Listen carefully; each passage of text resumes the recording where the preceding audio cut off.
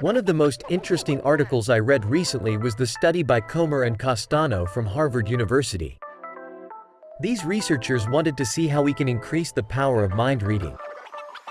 That is, in what way can we better understand what is going on in other people's heads and predict their behavior more accurately?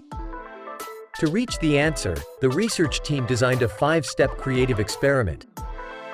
Their research method was this model in that they invited a group of people to participate in a book reading and evaluation study. In the first stage, all the community evaluations were done on these people and they were categorized into 3 different groups. The first group was given 3 classic and famous novels and told to read this. The second group was given 3 superficial novels and told to start reading the books, and the third group was not given anything to read. And they were told to continue their lives as usual. After finishing reading the books and preparing for the next phase of the research team again invited people to speak for the continuation of the research.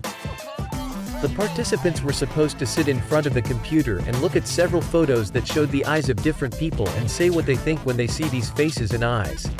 First, what is going through the mind of the owner of these photos? Second, what emotions do these people experience and how do they feel? It means angry, happy, sad, surprised, or even disgusted.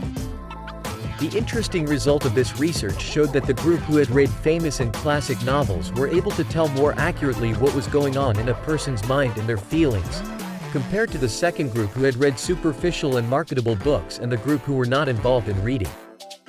Man.